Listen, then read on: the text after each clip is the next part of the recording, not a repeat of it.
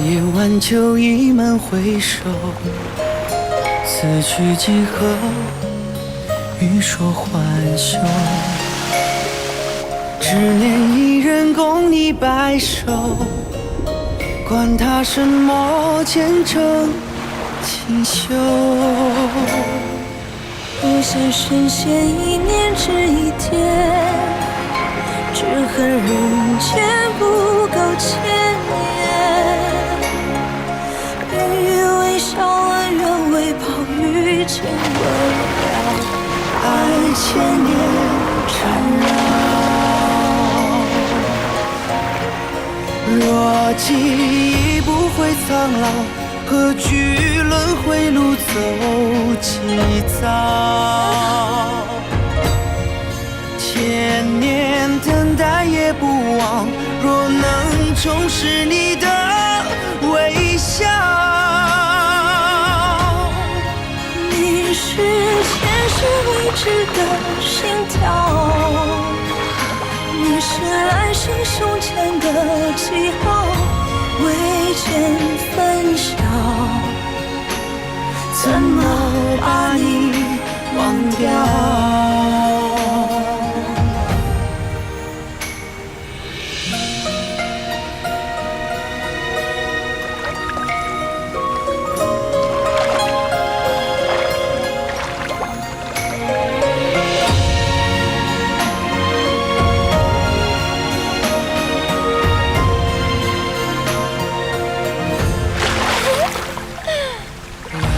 晚秋已满回首，此去几何？欲说还休。只念一人共你白首，管他什么前程锦绣。深陷一念只一天，你是？只恨人间不够。不知姑娘从何而来，还望遵照礼教，不要逾越了界限。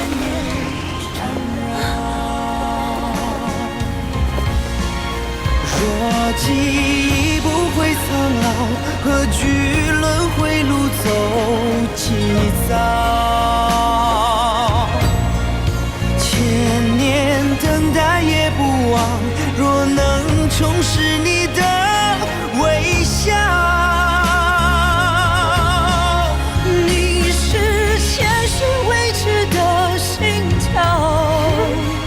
你是来生胸前的记号，未见分晓，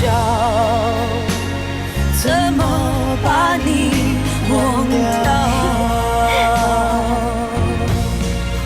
若记忆不会苍老，何惧轮回路走几遭？千年等待也不忘，若能重拾你的微笑。你是前世未知的心跳，你是来生胸前的记号，未见分晓，怎么把你？子轩，你怕我吗？你是妖，怎么能来九溪山呢？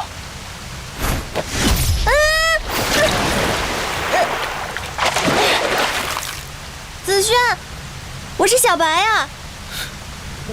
你不喜欢我幻化成人的样子吗？你是小白？嗯。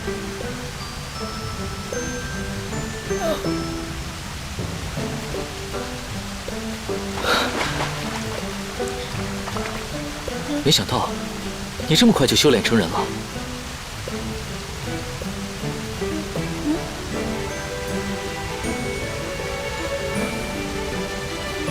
那我到底是人还是妖啊？当人当妖，取决于你自己。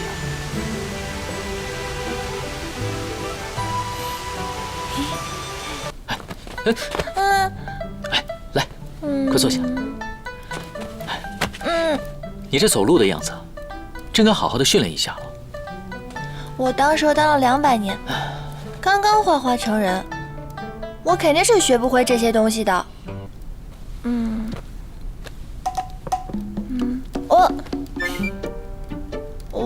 我饿了，我不会用筷子吗？以前都是你喂的我呀。当了人，自然要自己来吃。你看，筷子这样拿就可以了。这样拿，大拇指、食指，哎，中指放这儿，好看着。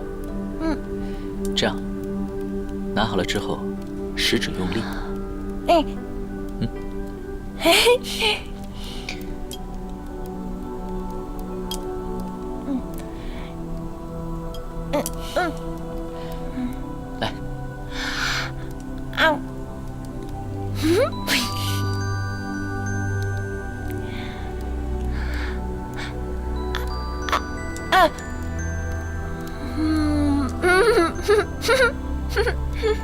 好吃。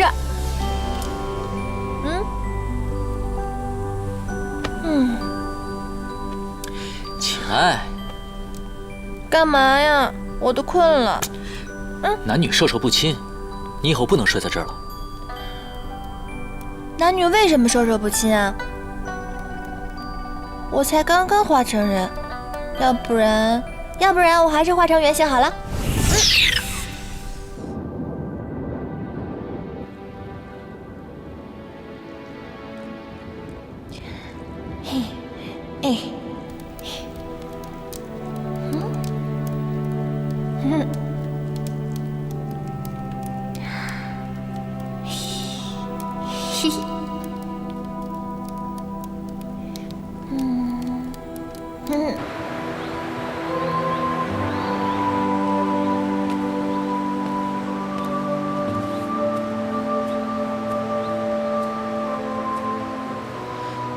子轩参见圣母。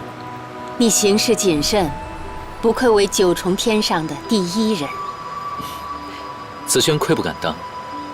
您之前叮嘱过，行事一定要隐蔽，所以子轩此次前来，绝不会让第3个人知道。有你教导，小白终于在九溪山上幻化成人。若是留在我身边，定然还得修行个1000年。小白生性机灵，拜入骊山门下，迟早化形。这些，只不过是机缘巧合罢了。关于小白蛇，你一定有很多疑惑吧？子轩不敢擅自猜度，只是听小白说起过，他是因为蟠桃大会才来的九溪山，而此次蟠桃宴，您早已拒绝了。看来，应该是您故意而为，不想让小白留在骊山。没错，九溪山素来有结界，若非您出手相助，不然小白怎么会突破结界呢？只是子轩一直想不明白，您这样做是有何用意啊？你也说过，小白他颇具灵性，但他毕竟是妖，妖的修行之路向来难行，若是误入歧途，恐怕难以挽回。而你呢，恰恰就是最为称职的教导之人。怎么？莫不是你想赶小白走？子轩不敢。虽然我身负7杀命格，注定一生孤寡，可我一心向道，不会不明黑白的。此事子轩已经承诺了，就不会辜负您所托，一定会早日助小白修炼成仙的。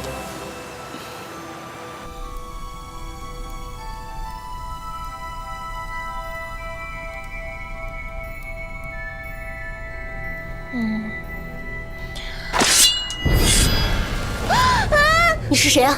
怎么会在这儿？对啊，我怎么会在这儿？我明明应该在……只要是妖，擅闯九溪山，一律斩杀于剑下。我才没有擅闯呢，我一直都住在这里。胡说！这九溪山上上下下谁我不认识？我呀，我是小白。小白？我前前后后修炼了500年才修炼成人形。一个小白蛇才来了多久就变成人形了？你这谎扯的也太大了。那你得明察秋毫呀！你现在这样果断妄为，我就去告诉子轩，说你残害忠良。残害忠良，果然不是小白，跟在子轩身边，怎么会一点进步都没有？子轩，昨晚没来得及告诉你小白修炼成人的事情，所以才造成了这场误会。哼！明察秋毫，果断妄为，甚至用上了残害忠良。看来我要好好教导你念书了。念书。来。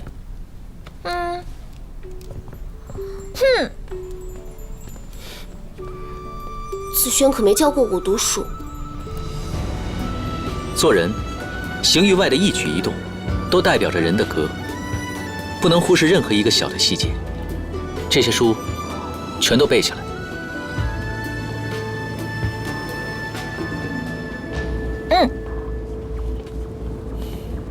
斜雨撩西湖畔，借一把油纸伞，才懂了孤单。对白千想念，漫岁月长相见，断泪几滴深淡。心事把山水转弯若一场冰，换又一世遗憾。踏下悲欢，雁过金山，情难断。一踏青石板，山雨生花，一无扰了平常人家。他只怕他没见过这般如花，一杯烈酒如常，如同电话，晕开几层苦辣，心脱了铠甲，才羽化。用几度轮回的世界，赴一场千子轩，当人念书实在是太辛苦了，我能不能不念书了？我可不可以学点别的呀？可以啊。琴棋书画，你想学哪一个？之前看你弹那个特别好看，我想学那个。好啊。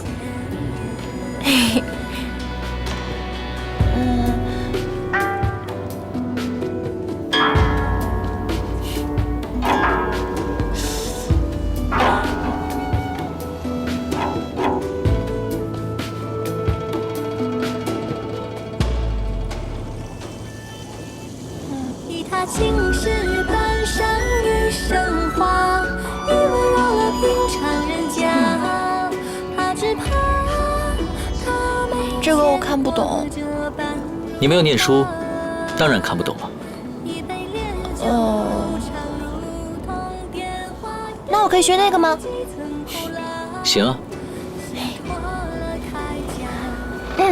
这个我会。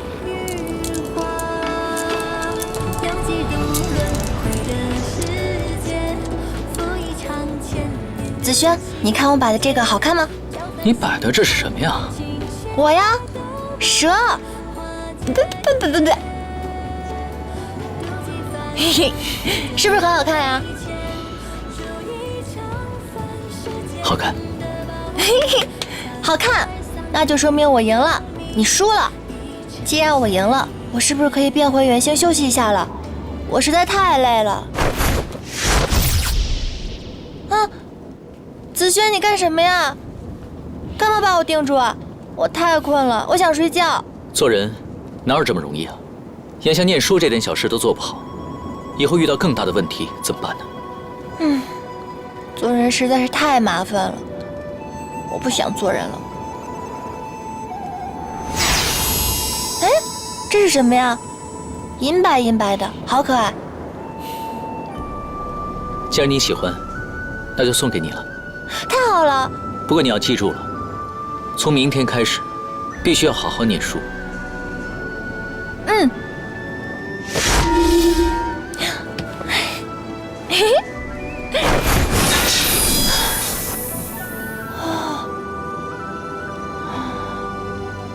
哇！小心点。这把剑是我用九溪山的玄冰亲制的，从今以后，它就是你的佩剑了。此剑寒气精纯，适合你的功法。那我到时候要把他带到3界去游历，到时候所有看他的人肯定都是羡慕的眼神。对了，子轩，那他叫什么名字啊？那就换他挽留吧。挽留？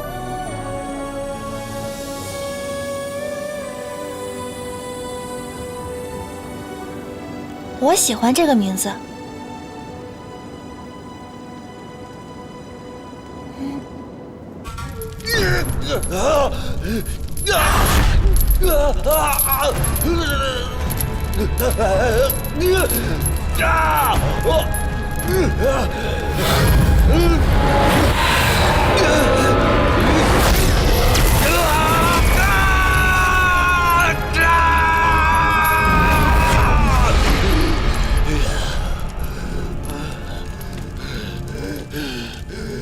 孽畜，你还不知罪吗？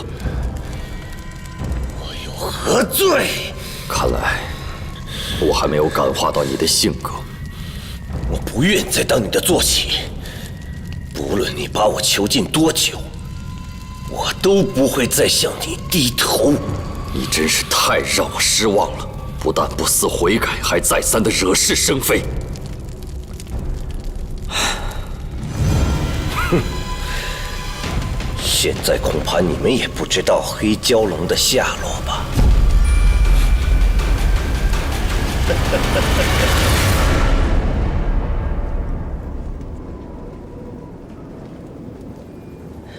黑蛟是东海凶兽，无心无胆，集天地凶煞之气修炼为一体，本该被镇压在东海内的深渊之中。如今，却横空出世，在东海兴风作浪。是谁这么大的胆子，竟然私自将他放出来了？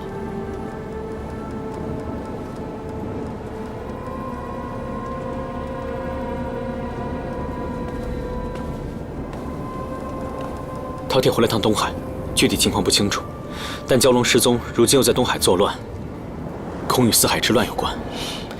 饕餮身为东海龙王之子，自然不服九重天平定四海之举了。但是昆仑山对饕餮所为，不可能毫无察觉。饕餮身为师父坐骑，意志忠心，师父本是出于维护之意。难道白帝是在故意隐瞒包庇吗？师父念在千年情分，本想给他一次机会，早知道就先除了这畜生，也不至于引起这场祸患。罢了，是非对错，日后自有公断。如今黑蛟尚在东海海域，这件事情还有补救的机会。你二人速将其制服，不要让他危害人间，荼毒生灵。事不宜迟了，领主，事端不可以再次扩大了。时间紧迫，我先行一步。子轩，你速去锁妖塔前来相助。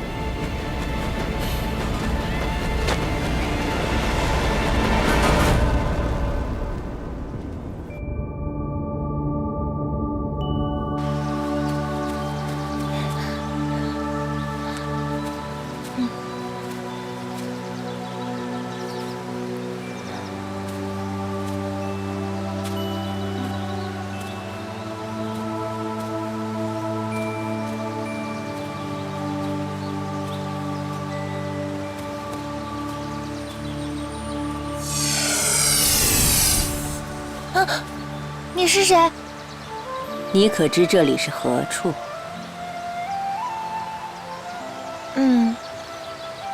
这位姐姐仪表堂堂，看来九重天的人果然非同凡响。不过这里可是蟠桃园，就算是九重天的人，你也不能随便进来，知道吗？哦，如此说来，你对这里倒是挺熟悉的嘛。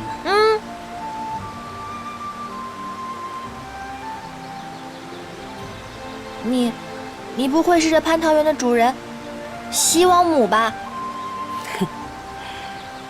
我要是西王母，你这小妖擅闯禁地，被抓个正着，你说该当如何呢？王母娘娘恕罪啊，我不是故意的，不是我想闯的，我就想一颗蟠桃，我是为了帮我的朋友。我的朋友他需要这颗蟠桃，我才给他拿的。不对，你骗我，你根本不是王母娘娘，我都听别人说了。西王母一向很严厉的，就算是天帝看到她，也要敬畏3分呢。如果你真的是她的话，你怎么可能跟我这只小妖多费口舌啊？你肯定一掌把我拍回原形了。那你说，我应该是谁呢？你啊，我知道了，你肯定跟我一样，想偷蟠桃，对不对？既然这样的话，我们2个一起偷蟠桃吧，你一个我一个。但是这件事情不能让任何人知道，好不好？这里有很多天罡卫在巡逻，我们俩赶紧回避一下，好不好？好。姐姐，哎，他居然丢下我一个人跑了。哎呀！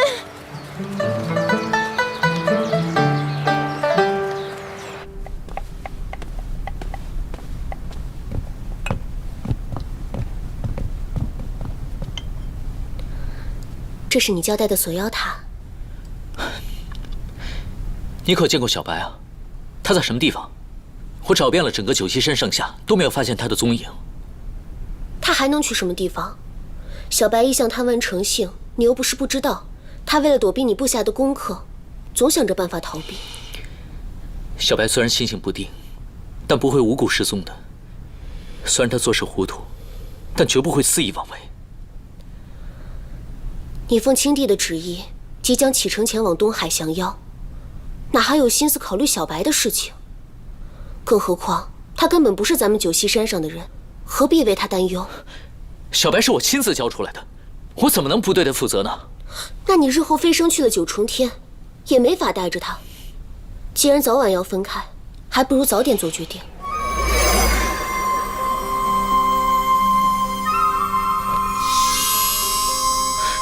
是师父的传音符，我要前去东海了。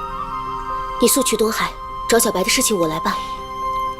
小白做事糊涂，你要多帮我看着点儿。放心吧。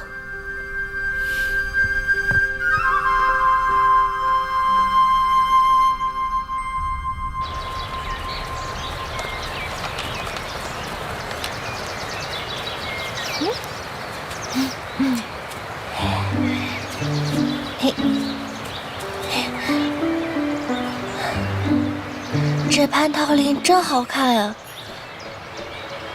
跟紫萱画的一模一样。不过，我先选哪个好呢？都很好看。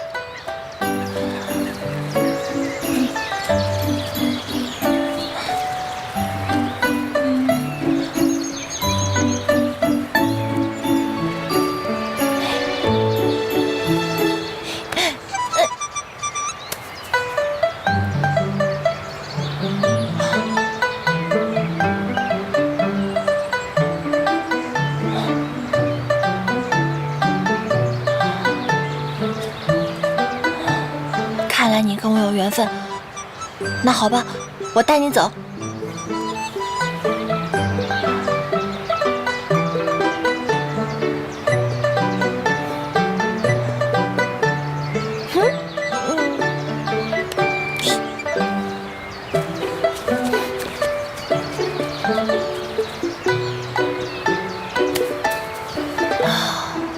这么多的蟠桃，一个比一个大，看上去好好吃的样子。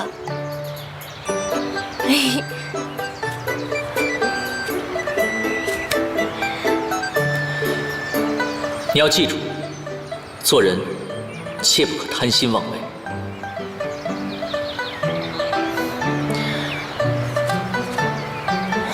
我这次进入蟠桃林，是为了帮助紫萱渡劫的。我摘了一个蟠桃已经够了，不能太贪心，不能太贪心。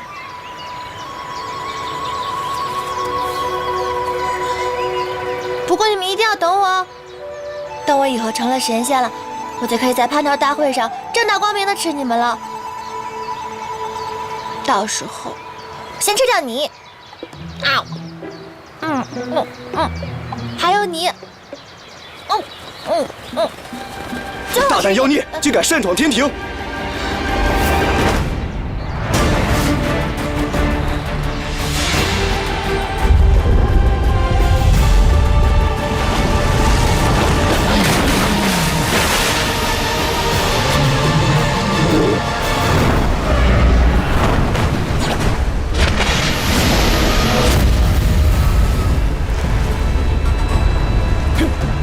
我们一定要拦住他，如果让他出了东海，必定会祸患无穷。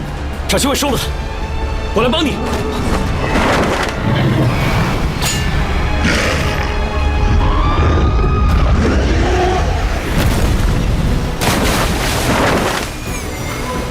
昆仑来的传音符，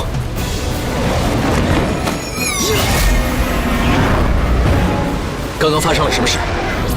我好像看到了你们昆仑的传音符。可惜被那畜生毁了，不知是何事。此时还来传话，只怕昆仑山上出了大事。难道是饕餮在作乱？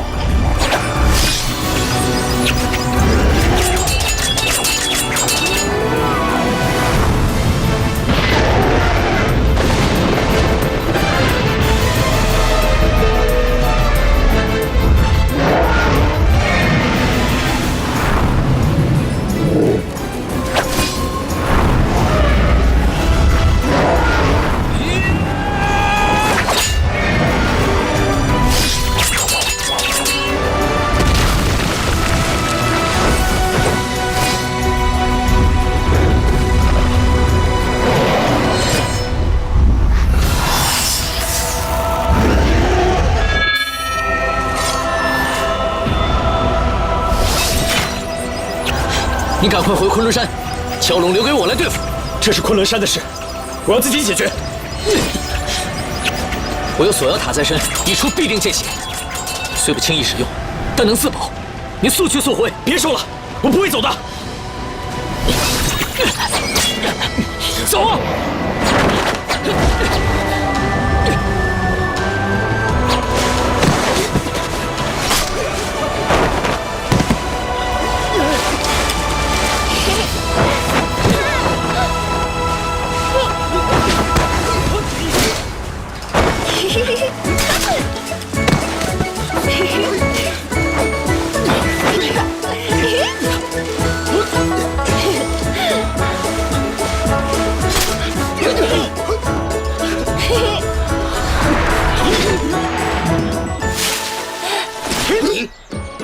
各位仙友，以和为贵，你们在这蟠桃林里打打杀杀的，万一伤到这个蟠桃，可就不好了。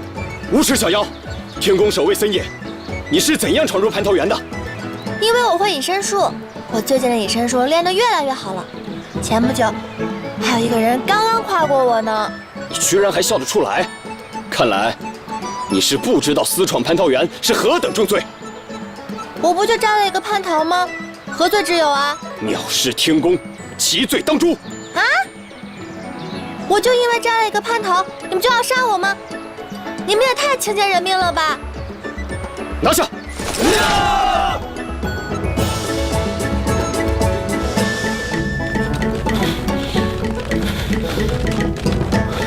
怎么，饕餮不见了？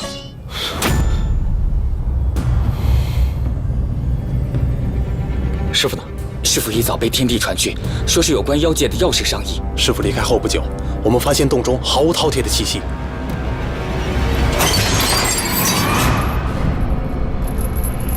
今日结界可有异动？自上次妖帝作乱之后，师傅便命我们加强结界。早上的时候，结界有所异动，但是当时饕餮还在洞中，怕是有其他帮手。速取昆仑镜，重新设置结界。是。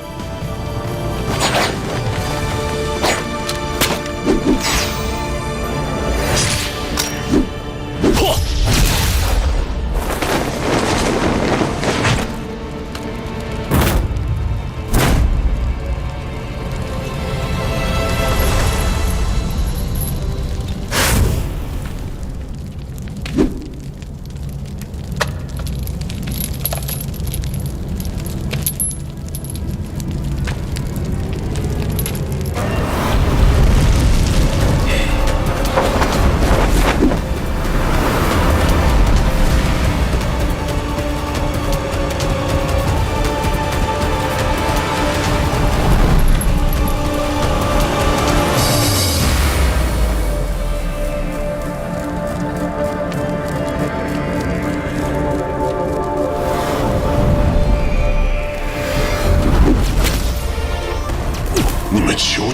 这么多年，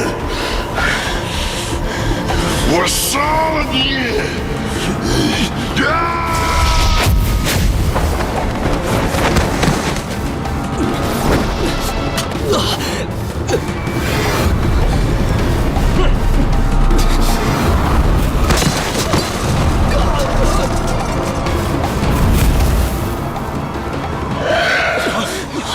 黑教作乱，三界不宁，众生皆对九重天不满，你们迟早要亡！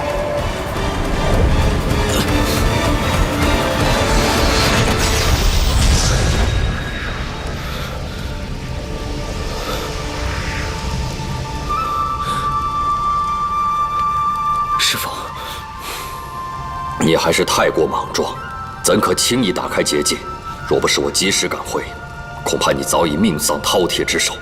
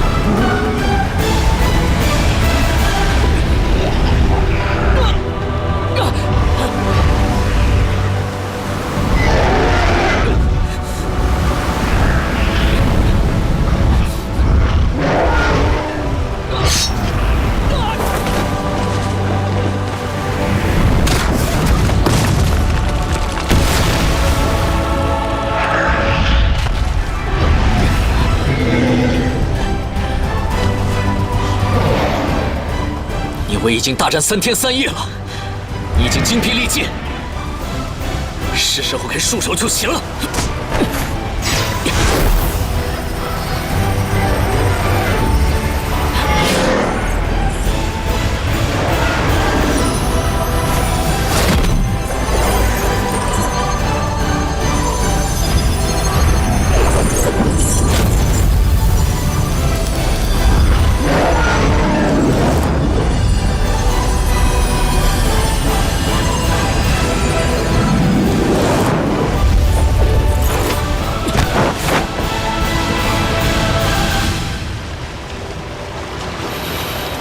你就乖乖待在锁妖塔里，好好的修行吧。不知灵主那边情况如何？先将蛟龙带回九溪山。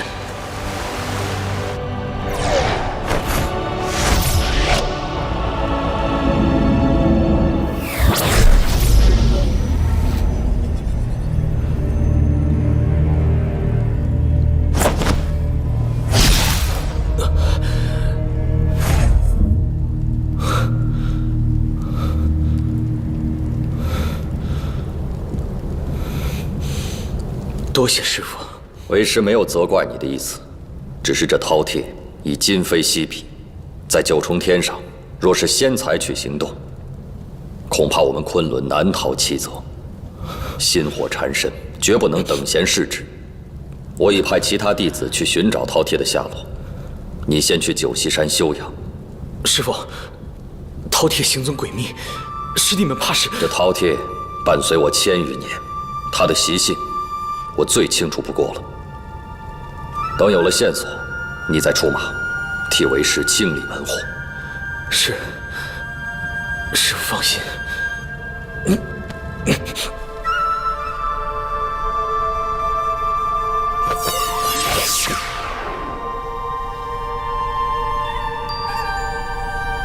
青帝说过，以仙丹熏陶配合阵法，77、49天就可以使蛟龙再度沉睡。蛟龙乃上古凶手，我等无权定他的生死，只能将他封印。这阵法繁复，等77、49天之后，我们再将他送回东海，镇压深渊。你放心，丹药房有我看守，万无一失。对了，灵楚那儿有什么消息吗？昆仑山情况如何了？已经传信，灵楚这几天就会回九溪山继续医治心火。昆仑山那边好像没出什么大事。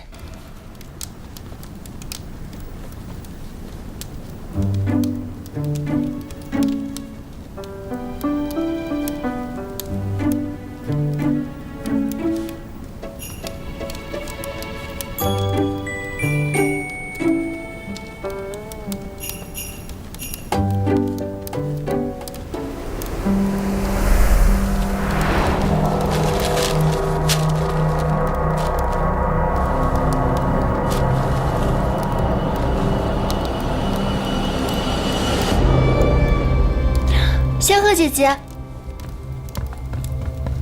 仙鹤姐姐，紫萱她去哪儿了？你犯了那么大的错，当然要给你一些时间反省了。我已经每天都在反省了，我以后再也不会让紫萱为难了。你想她了？仙鹤姐姐，你快点告诉我吧，紫萱到底去哪儿了？前段时间我教你做人的道理，有些严厉了些，你没放在心上吧？我知道那是仙鹤姐姐为我好。这做人呢，不像做妖，做妖可以随心所欲，但是做人却要揣测人的心思。是不是紫萱生我气了？仙鹤姐姐，你快教教我吧，我怎么样才能让紫萱不生我气呢？要不，你做个样子，假装离开九溪山，让紫萱忧愁紧张。一旦她为你担心，就说明她真的把你放在眼里，就会去找你。到时候你再道个歉，不就行了吗？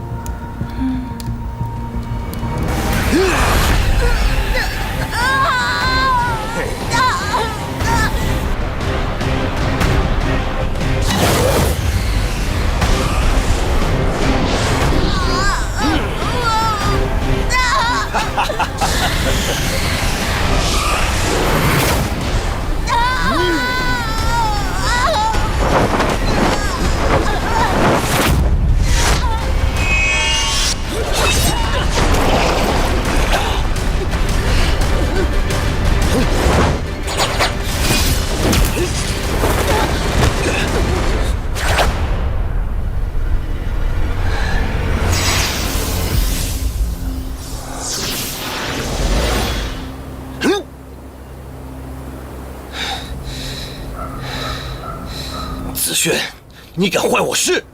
若不是因为白帝护你，你怎敢如此胆大妄为？竟然以孩童之血来修炼邪术，无所忌惮。区区几个凡夫俗子，死不足矣。众生平等，你造的孽，定会付出代价。那就要看你有没有这个本事了。今日我就仁慈点，给你一个痛快，绝不拖泥带水。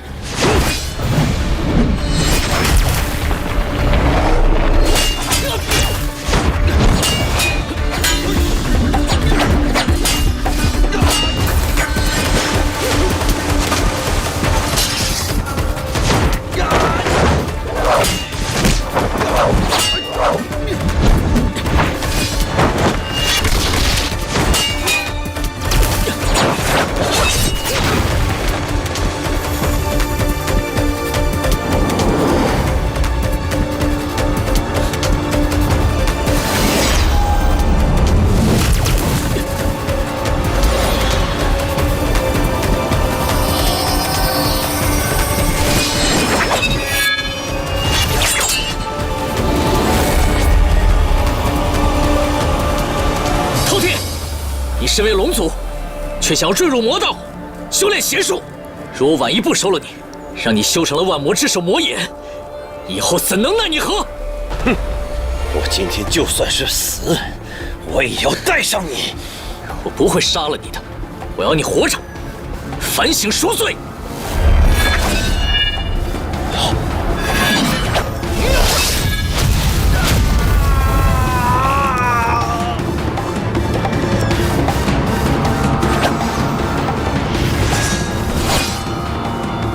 生不死，不毁不灭，凡间飘荡，历经千难，以还孽障。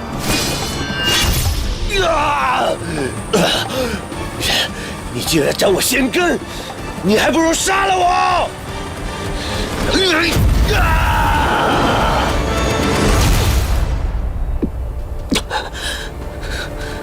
只要我一日不死，我将穷尽所有力量，慢慢折磨你，也让你尝尝什么叫生不如死。至于妖帝的下落，你们恐怕白费功夫了。他连我也不知去向。没想到饕餮的邪术竟然如此的厉害。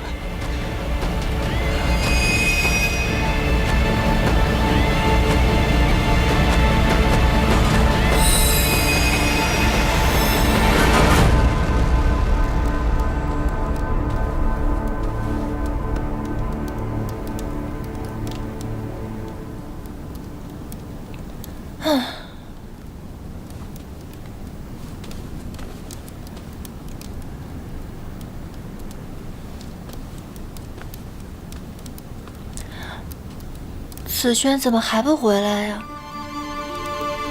要不然我去找他吧。他从来没有离开过这么长时间，不会是出了什么危险吧？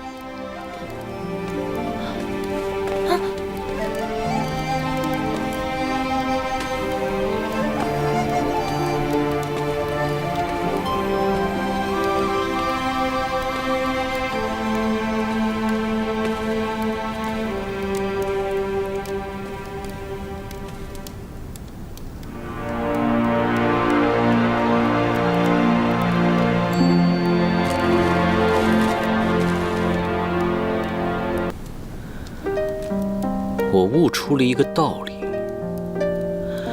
哎，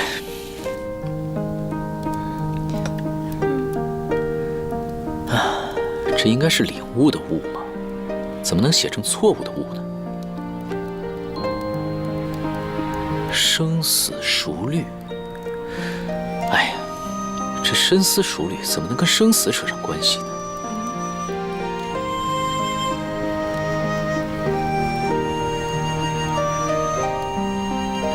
规矩的规怎么画了只乌龟呀？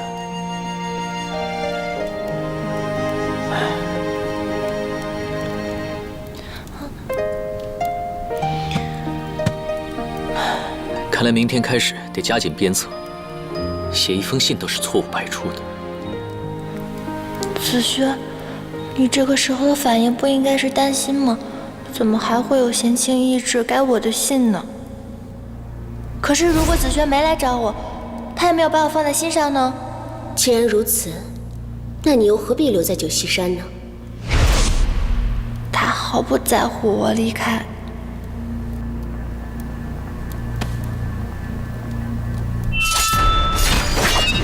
小心！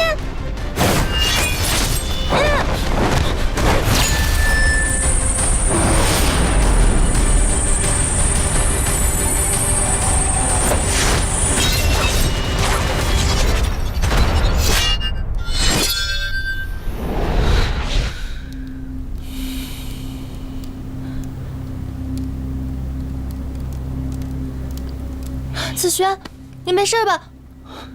我没事。饕餮竟然将一丝魂魄留在了天机剑上，那怎么办？你赶紧去追他吧。你怎么这么傻呢？就你这点本事，还想保护我？真不知该说你胆大，还是少根筋了。我这点伤不碍事的。饕餮的魂魄跑了，你赶紧去追他吧。只要还留在九重天上，就一定能追到。眼下，治好你的伤最为关键了。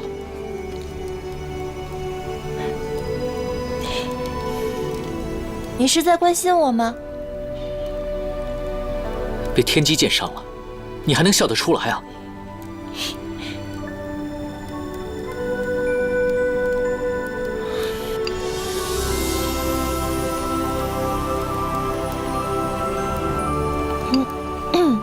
苦吗？不苦，一点都不苦。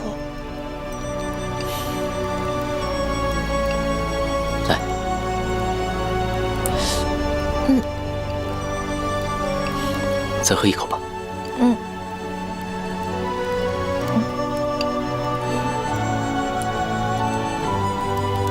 你为什么想要离开九溪山呢？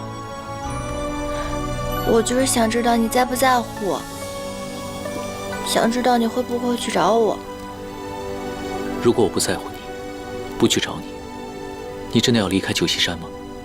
当然不会。小白，人心最经不起试探与猜测，以后千万不要这样做了。难道我又做错了吗？有些事情对你来说，或许太过于复杂了。我只希望你不要忘记初心，活得自在快乐一些。我只要在你身边，我就过得很快乐。早点休息吧。你受的伤虽然不至于致命，但容易留下后患，好好调理。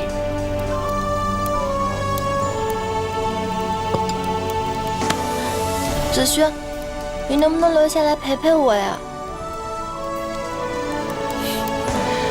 放心吧，我等你睡着了再走。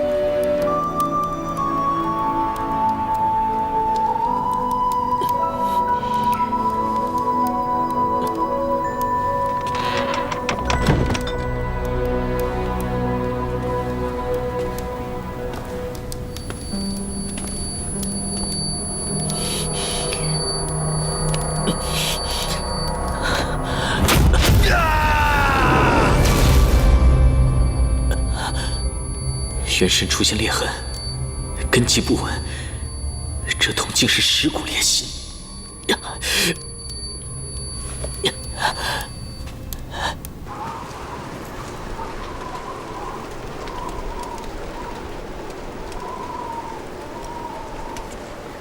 子轩，等等我。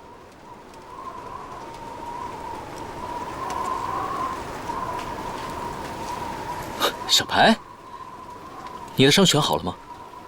谁让你出房门的？你又忘记带伞了，我来给你送伞的。我怕你着凉了。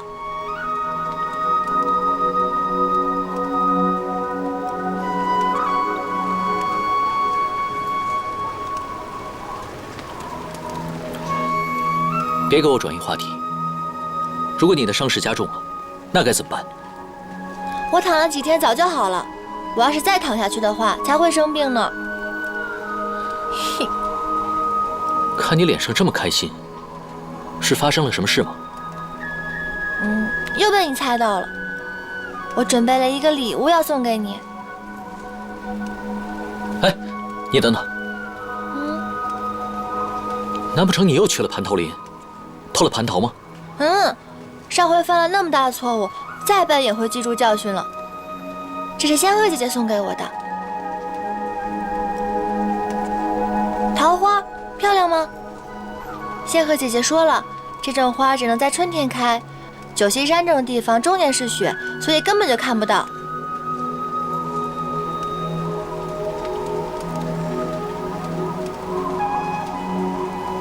难怪你一直把桃花当成自己的宝贝。这个桃花是我特意给你送来的，你喜欢吗，子轩？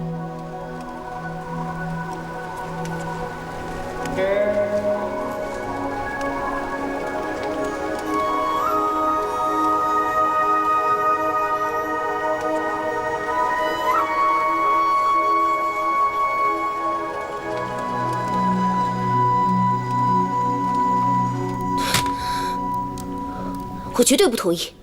去蓬莱仙山怎么能带着小白？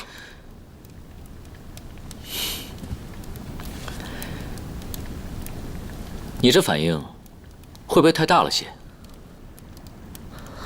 我是说，蓬莱仙山门规森严，带着小白恐怕有些不妥。更何况百草仙君那儿也没法交代。你放心，我会妥善处理的。你送了小白的桃花，他就当成了宝。我倒忘了，小白从小就没有见过桃花。眼下正是蓬莱仙山桃花盛开的季节，我想让小白好好的看一看这满山的桃花。子轩，你似乎对小白过于的偏爱和纵容。是吗？我倒觉得我对小白严厉了一些。他现在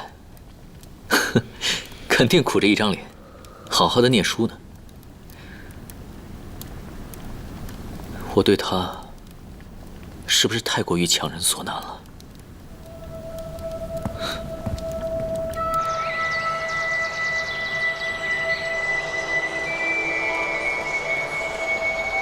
仙鹤姐姐，原来蓬莱仙山的景致跟九岐山完全不同啊！那你是不是比较喜欢这里啊？要不要留下？嗯。子轩，子轩，蓬莱果然育有天下百草，灵楚的心火用了这些药材，差不多就可以痊愈了。草药先放我这儿吧。今天因为我耽误了些时辰，眼看着天色渐晚，小白今天恐怕是看不见桃花了。我先走了，再去采一些草药来。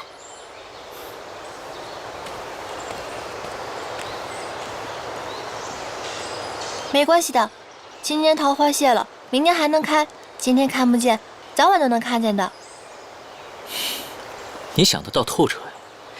花开花落，终是万物法则。我本来想带你看看这晚上的桃花林，晚间的桃花林啊，别有一番景致。现在看来不需要了。不是的，子轩，我刚才说的话都是骗你的，你不要信我。既然如此，那刚刚为什么要惺惺作态呢？这可不像你啊。不是你跟我说的吗？做人要设身处地的为别人着想，难道我又做错了吗？你没做错，这次是我故意逗你。走吧。嗯。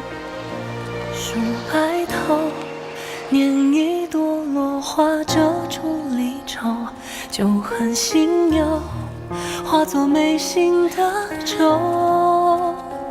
几番春秋，想念能熬过几个年头，你是手心握不住的红豆。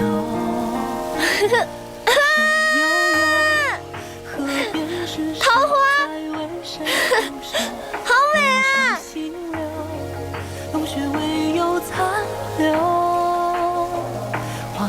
原来夜里的桃花林这么美啊！我只送了你一枝桃花，你却给了我整个桃花林。九溪山终年风雪，难得见到这样的景色。不过这里再美，也没有九溪山美。蓬莱仙山的桃花林是仙界最美的地方。这里10个桃花林也比不上一个九溪山。九溪山的水，九溪山的雪，九溪山的美，样样都好。因为有你。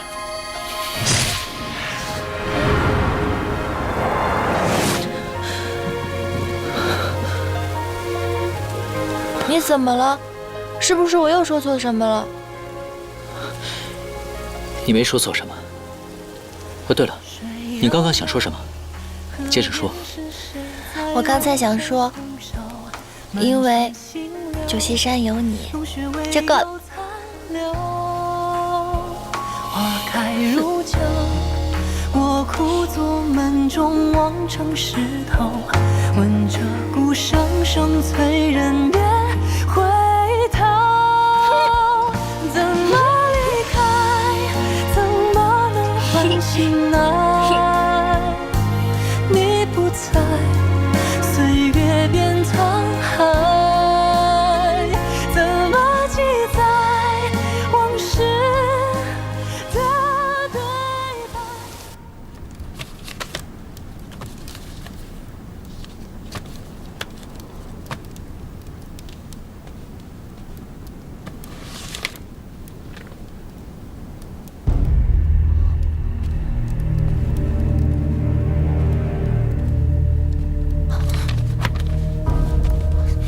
青帝，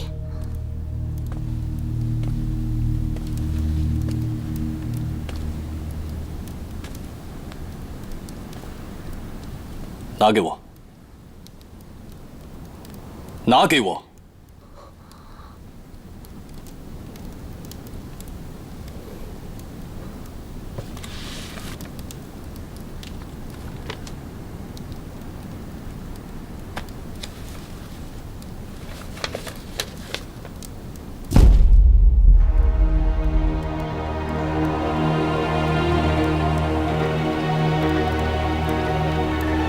这是紫萱画的。我猜紫萱近日所为，许是与此有关。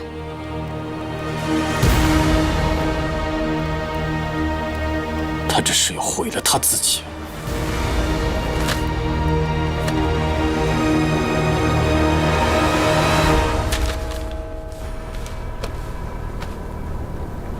你离飞仙就差一步，最后关头，怎么会败在饕餮的手上？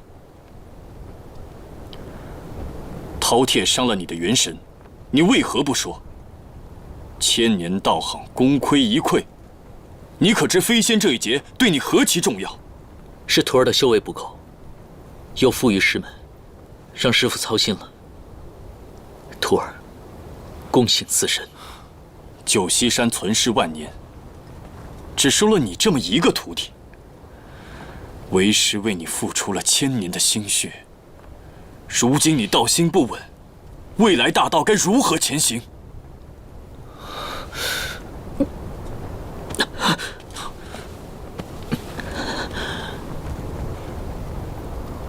元神已有裂痕，究竟发生什么事了？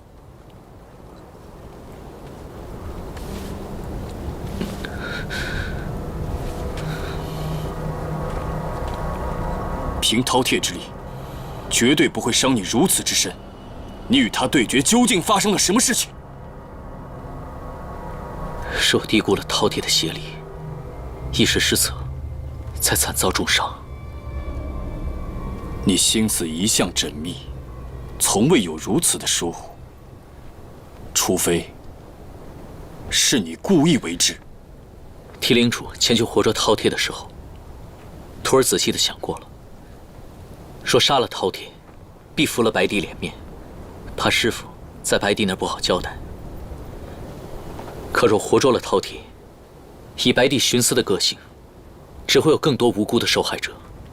所以徒儿最终决定斩去他的仙根，让他再也无法返回仙界。你心思如此周密，你是借此机会受伤，无法飞仙离开九溪山闭关。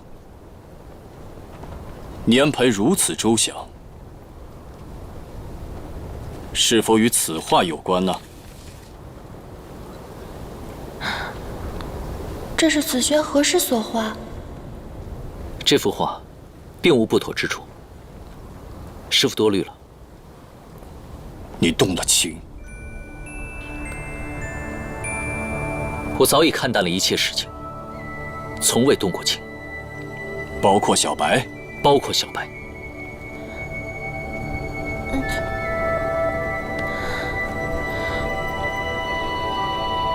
好。既然你与小白无情无念，他本就该在骊山修炼，让他从此离开九溪山。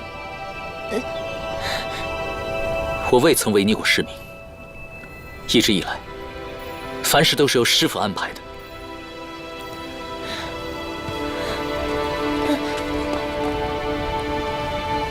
只是这一次，请恕徒儿无法遵从师命。你再说一遍！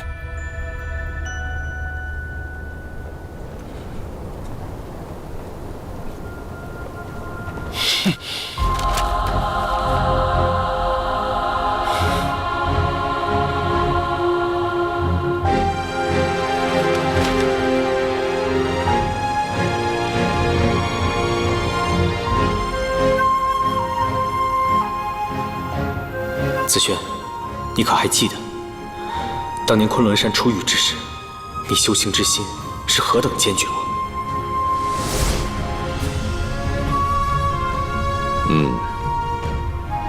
这2个仙童，乃是天地钦点，一为七杀，一为破军，万年才得以降生。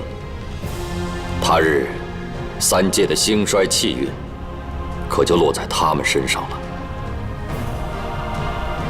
你2人年纪轻轻就有如此修为，你们为何修炼？为早日成仙，以一己之力匡扶大道正义，方不负师门栽培。我一门心思修仙，不为外物，指望替9重天造福天下苍生。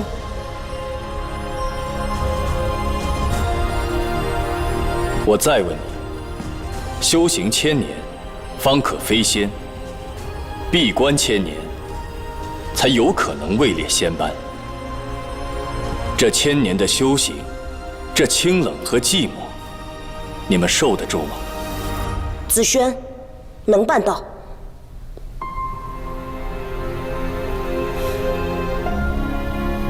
你随我回九溪山，今日所言，务必记住。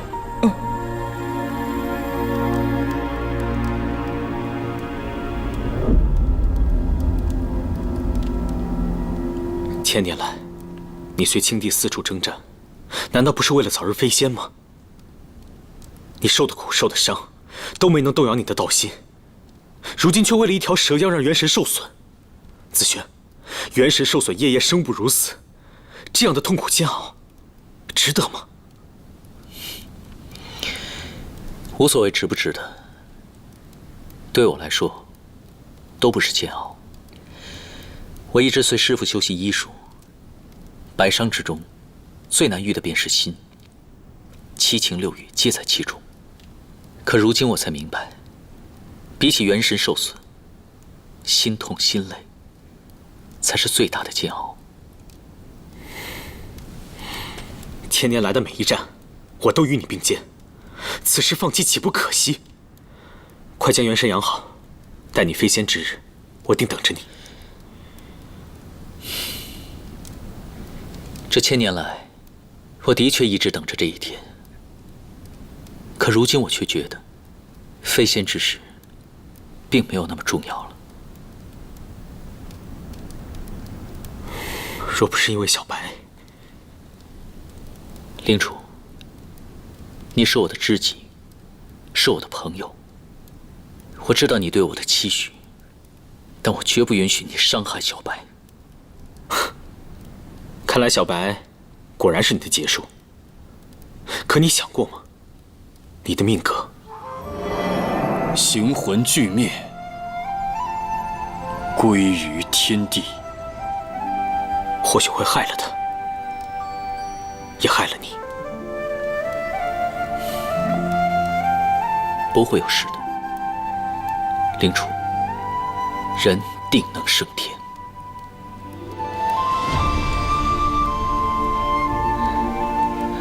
子轩没有告诉过我，原来人伤心痛苦的时候，心这么疼，感觉像锤子锤下去一样。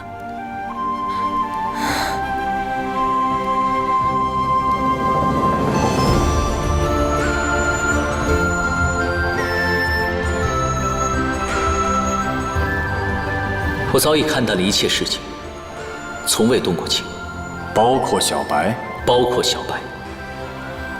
既然你与小白无情无念，让他从此离开九溪山。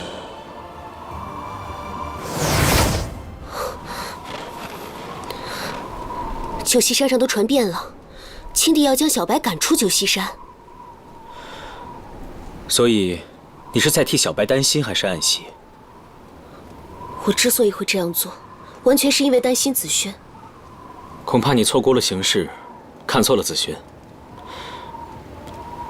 以前的子轩绝对不会忤逆青帝半分，如今却为了小白，与青帝顶撞。一个刚刚修炼成人形的蛇妖，竟能让子轩如此做，他们才短短数载的缘分。这些时日，你日日替我熬药，如今我已痊愈，尚未亲自向你道谢。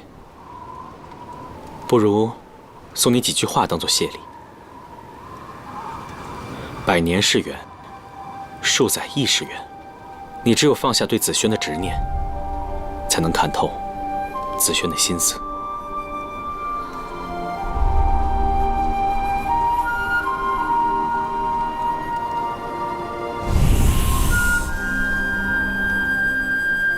子轩，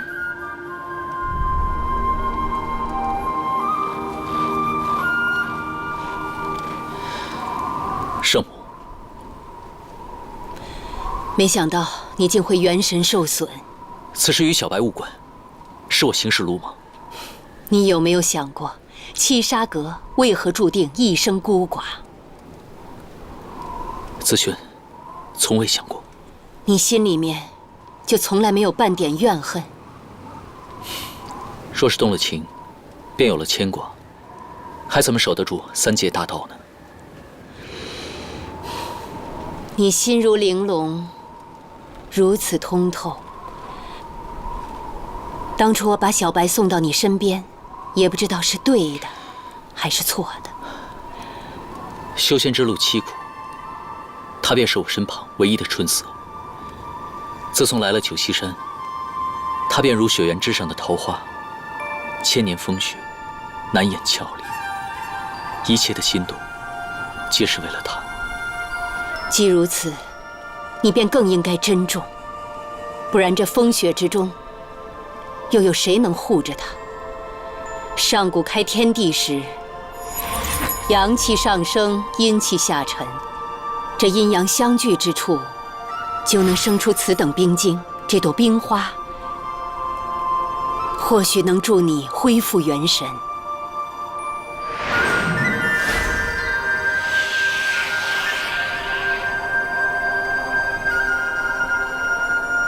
多谢圣母。修仙者本是与天相争，若是不悔，那便顺心而行。阴中有阳，阳中有阴，万物从无不变的道理。或许有一日，三种天定的命格，也会有逆转注定的运势。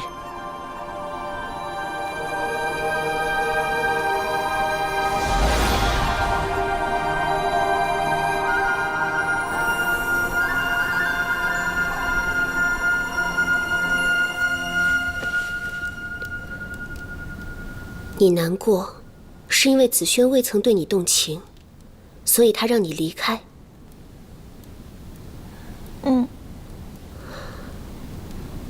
那你想留下来吗？子轩不能违背青帝，我明白他的思绪。我只求在我离开前，能够助他养好伤势。只要他养好伤势，你就会离开。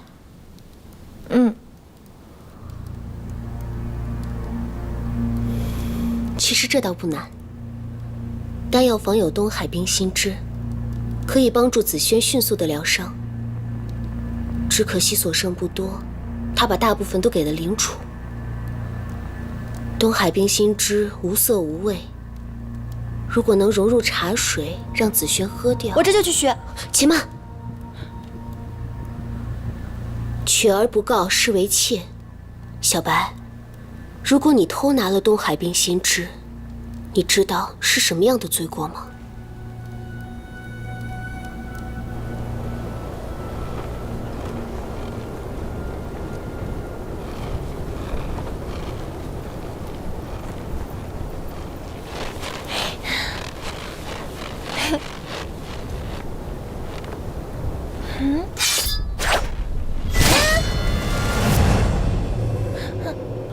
你果然没有画里的好看。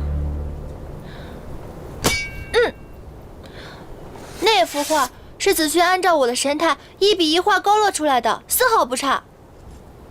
子轩的丹青略过了缺点，仔细一看，果然少了点灵气。画中是美人，当面一看，也不过如此。你当然想取我的蛇心，我差点命丧在你的剑下，如今我刚刚幻化成人，我以为你要跟我说句对不起呢。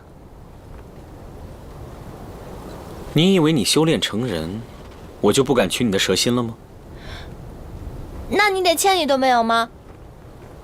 不取你的蛇心了，饶你一命，算是赔礼吧。只是今日心火上涌，不如取你的蛇胆入药。你放心吧，我会小心，不伤你命的。不行，我这个蛇胆不能用。我这个蛇胆有剧毒的，如果你用我的蛇胆用药引的话，你到时候你的肠子、肚子全被毒烂了。胆囊在这儿。你跟子轩都学了些什么呀？我还以为他认真的在教你。你不许这样说子轩，你可以说我傻，说我笨，但这不是子轩的错，是我自己不上进。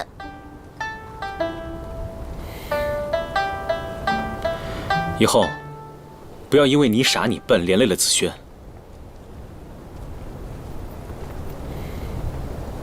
子轩他为了你，算了，这事告诉你，你也不懂。总之，别再闯祸了。若因为你闯祸连累了子轩，我定不会轻饶你。